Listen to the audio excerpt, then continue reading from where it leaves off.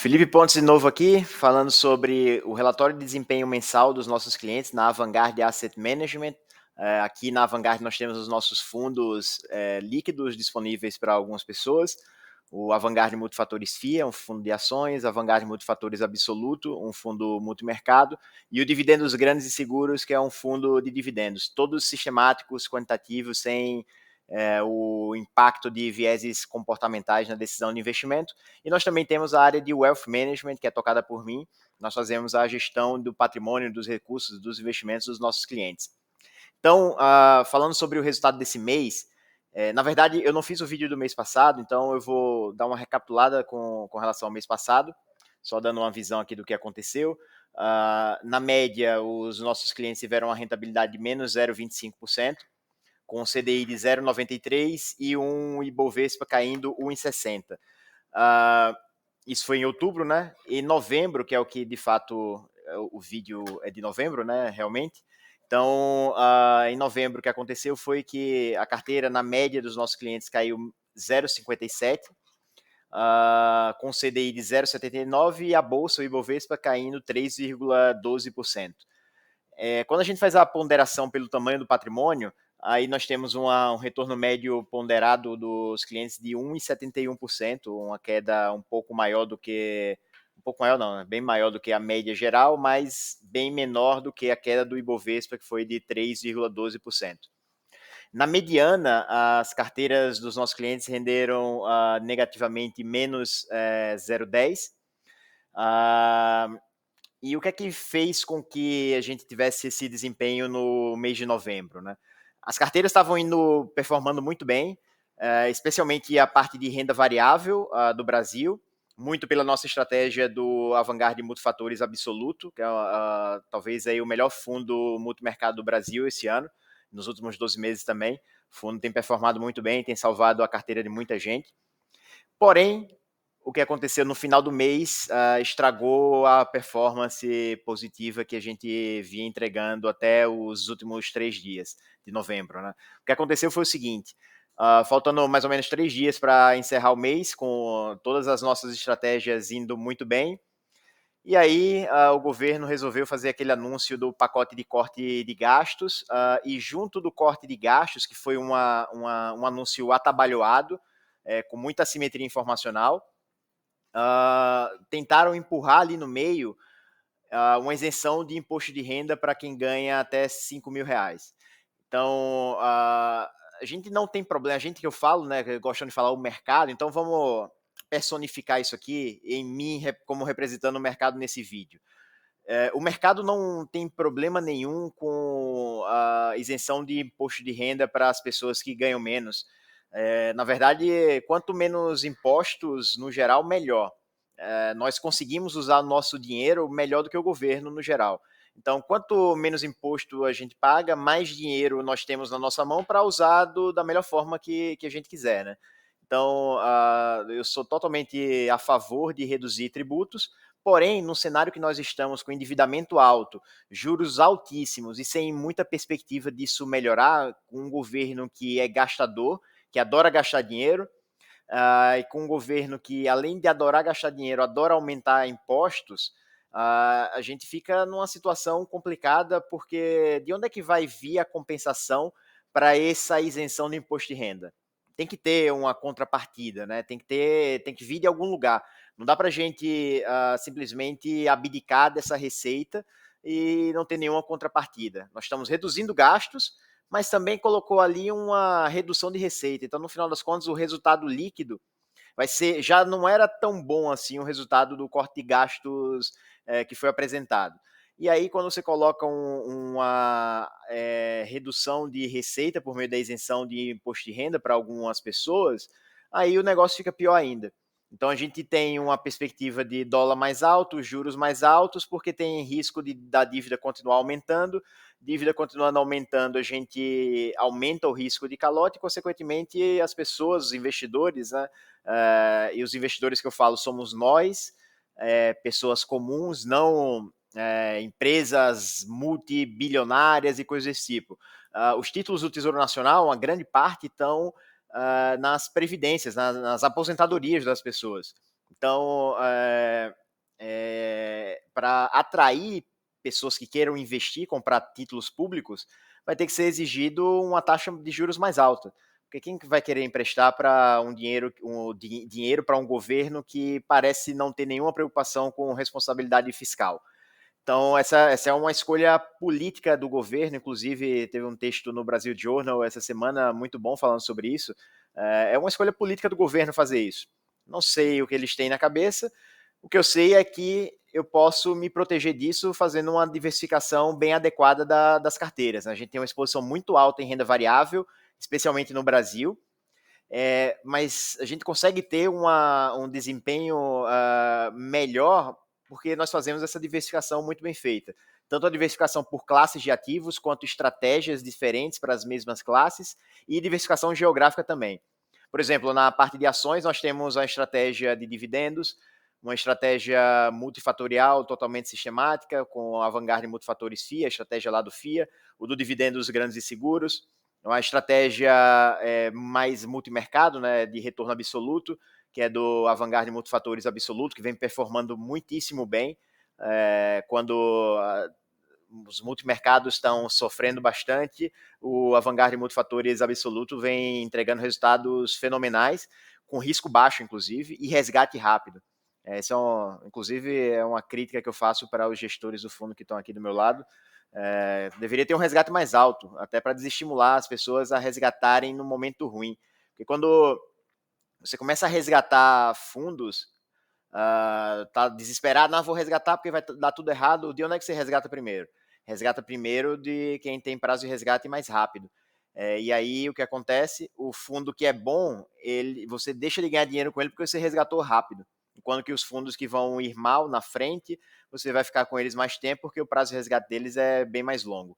Então, as carteiras estavam indo muito bem, todas as estratégias indo muito bem, até que nos últimos 3 dias aconteceu aquilo, o anúncio completamente esquizofrênico do governo, né? Uma parte do governo falando uma coisa, outra parte falando outra, né? A ala lá de Gleisi Hoffmann falando uma coisa e dando entrevista e falando coisas que não batiam com o que Haddad parecia querer dizer.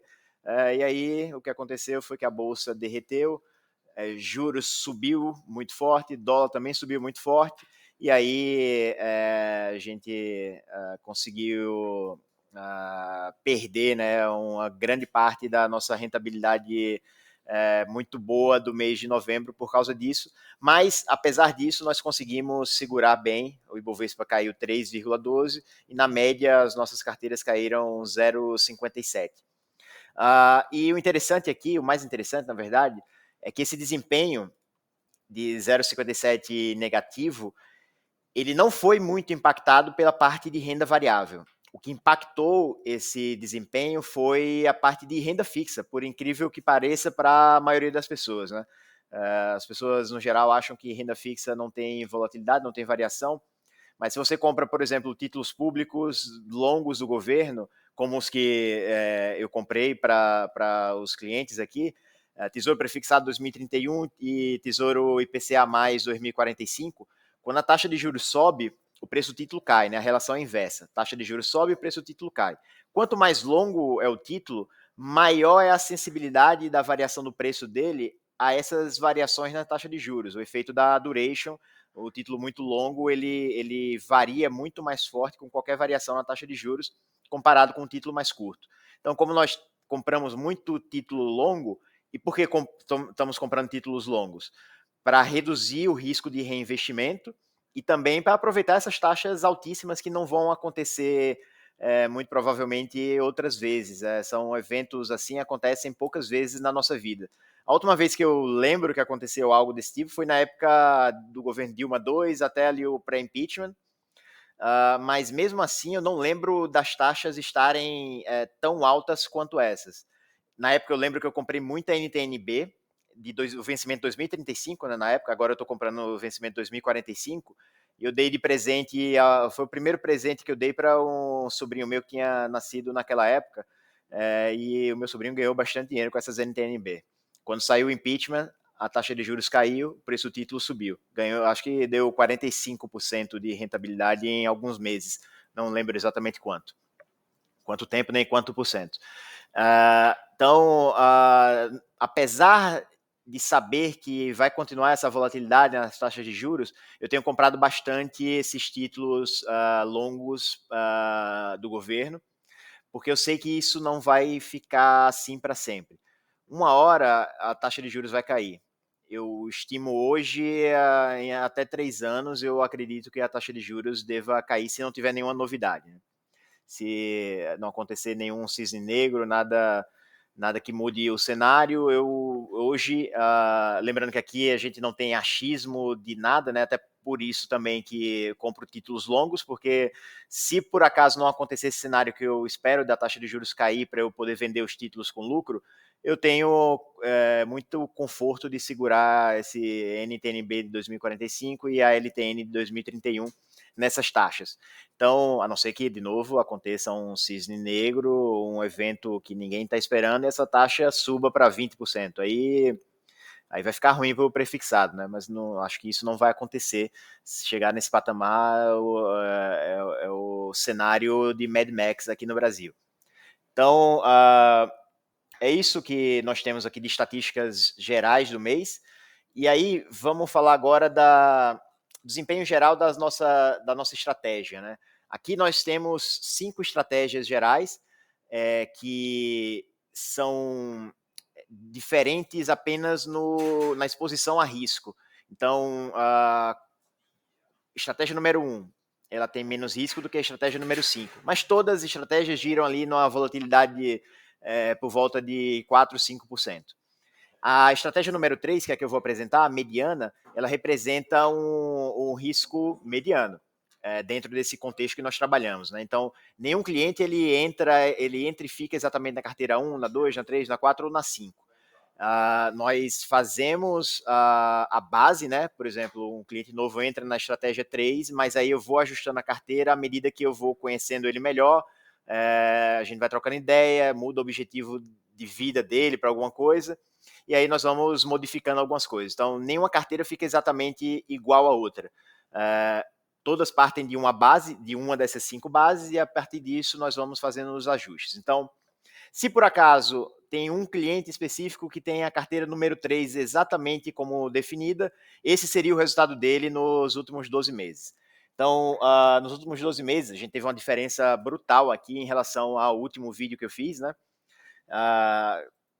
Especialmente pelos últimos 2 meses. Então, a rentabilidade dessa carteira número 3, ela está com 13,44% nos últimos 12 meses, contra 10,91% do CDI e menos 4,22% do índice Bovespa. A nossa volatilidade caiu também, a rentabilidade caiu, a volatilidade também caiu, mas não foi proporcional à queda, e a gente vai ver o impacto disso no índice de Sharpe daqui a pouco. Então, a volatilidade dessa nossa estratégia número 3 está em 3,81% nos últimos 12 meses. Do CDI a gente considera zero a volatilidade, né? Apesar de não estar zero aqui, mas a gente considera zero. E do Ibovespa a volatilidade também está, na verdade, aumentou, né? Está 12,29%. E é o índice de Sharpe. O índice de Sharpe mostra o desempenho, é uma medida fácil, simples de medir desempenho, né, das carteiras. A gente pode olhar aqui, por exemplo, para o retorno de 13,44%. Pô, foi melhor do que o CDI, foi melhor do que a Bolsa, então foi muito bom, né? Não necessariamente. Eu poderia ter assumido um risco muito alto de quebrar a conta do cliente, por exemplo. Então eu tenho que sempre analisar o retorno ajustado ao risco de algumas maneiras. E o Sharpe é a forma mais simples, mais fácil de entender. Então aqui nosso índice de Sharpe está 0,66. Bem baixo, está abaixo do que eu gostaria, né? Mas infelizmente tem coisas que nós não conseguimos controlar. No curto prazo pode acontecer de o índice de Sharpe ficar mais baixo do que a gente gostaria, mas no geral eu busco o índice de Sharpe acima de 0,7. Quanto maior do que 1, melhor, né? Quanto maior do que 1 quer dizer que você, se for 1, você recebe uma unidade de prêmio pelo risco por cada unidade de risco medida pela volatilidade. Então 0,66 quer dizer aí que a gente ganhou 66 centavos, vamos dizer assim, né, em termos de dinheiro, para ficar mais fácil de entender, ganhamos 0,66 para cada uma unidade de risco. Então, não está no nível que eu acho que é legal, porém é normal em janelas específicas a gente ter um índice de Sharpe diferente do que nós gostaríamos. Lá embaixo eu vou mostrar um gráfico com janelas móveis, aí é mais útil de analisar do que um Sharpe pontual assim. O Sharpe do Ibovespa negativo, né? Perdeu do CDI e ainda tem volatilidade mais alta, então menos 1,24. Aqui, se você investiu no índice Ibovespa, quer dizer que você está pagando para assumir risco. Entrando agora aqui, só para mostrar como foi o comportamento da carteira mês a mês, né? Então, em dezembro do ano passado, a carteira teria rendido 1,24% contra 0,39% do CDI e 3,06% do Ibovespa. Em janeiro, 1,13 da carteira contra 0,97 do CDI e menos 4,79 do Ibovespa. E aí continuamos assim ao longo do ano e só no mês de abril teve retorno negativo e também no mês de outubro, setembro na verdade. Outubro e novembro positivos. Para quem a gente seguiu exatamente a carteira número 3 ou algo muito próximo dela, né? Como nós vimos lá quando eu mostrei a planilha, na média as carteiras renderam menos 0,57 nesse mês e na mediana menos 0,10. Teve gente que ganhou 2,59, o máximo, e quem mais perdeu deu menos 8,25. Esse caso aqui foi uma conta que tinha basicamente títulos do Tesouro, e aí com aquela subida da taxa de juros, esses títulos prefixados e de inflação desvalorizaram, consequentemente a carteira desvalorizou bastante aqui. É uma carteira que teoricamente é mais conservadora, com muito título público, porém nesses períodos de alta volatilidade acontecem essas distorções de curto prazo. Mas lembrando que se eu seguro o título até o vencimento, eu vou ganhar exatamente a rentabilidade que foi contratada no dia, né? O NTNB está entregando hoje IPCA mais 7%, mais ou menos. Então, se eu seguro até o vencimento, vou ganhar exatamente isso. Quando a taxa de juros cai, o título valoriza também. Então, eu tenho a opção de segurar até o vencimento ou vender quando a taxa de juros cair, eu vendo com um ganho antecipado para não precisar segurar até o vencimento. Aqui é só um gráfico de rentabilidade para mostrar como a carteira se comportou nesses últimos 12 meses. Perceba aqui que a carteira sempre ficou acima do CDI, exceto em alguns poucos dias no meio do ano de 2024, mais ou menos, mas o resto do período, a carteira se comportou bem, ficando acima do CDI. Um outro detalhe aqui, no ano de 2024, a carteira está rendendo 12,36%, e isso é equivalente a 118% do CDI. O Ibovespa está rendendo menos 7%, então não faz sentido a gente calcular um percentual do Ibovespa, né? Aqui é a atribuição de performance, só para passar uma ideia de o que é que gerou esse nosso retorno de 3,44% nos últimos 12 meses. A maior parte veio da estratégia de retorno absoluto, que é a estratégia usada no Vanguard Multifatores Absoluto, e também investimentos internacionais em ações, investimento em ações internacionais e fundos de investimento também internacionais, né? Foram as três categorias aí, as três classes que nos deram os melhores retornos nesses últimos 12 meses.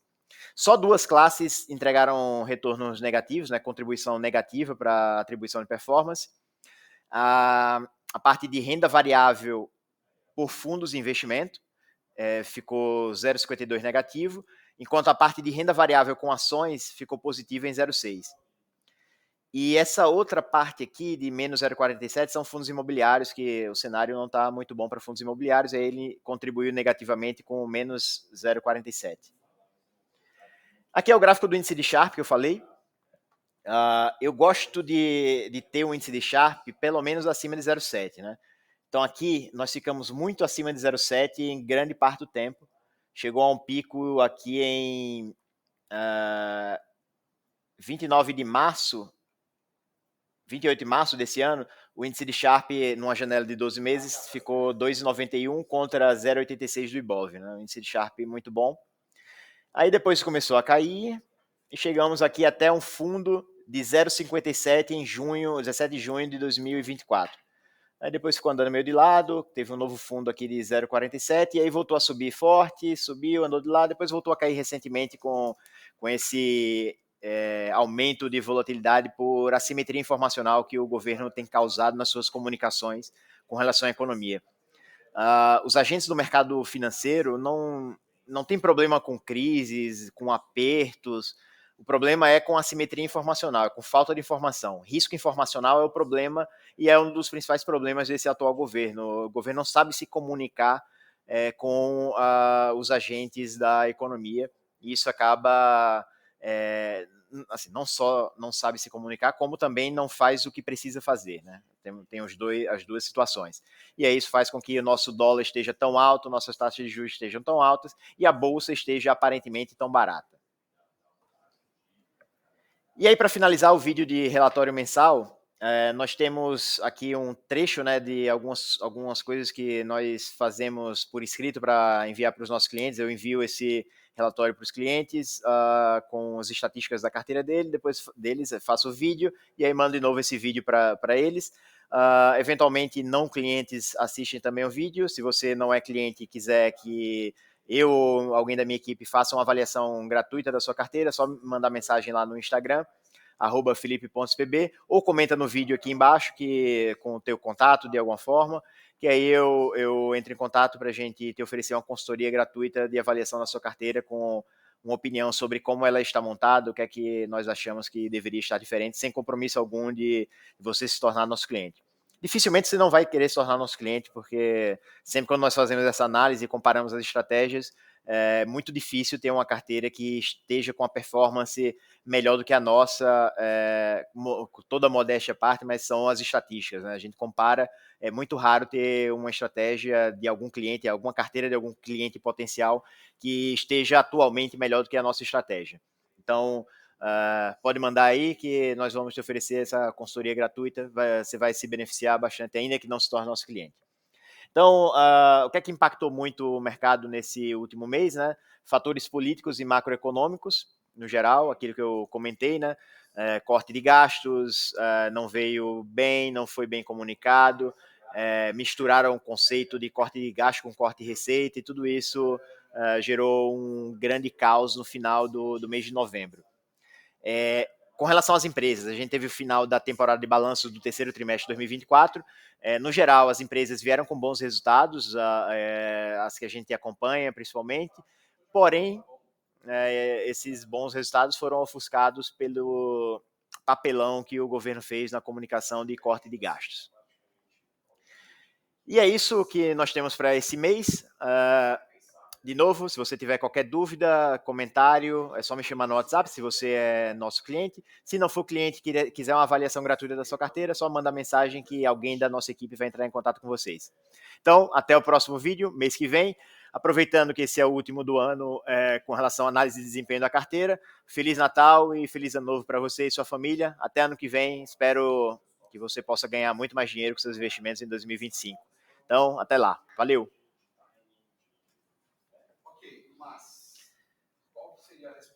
O que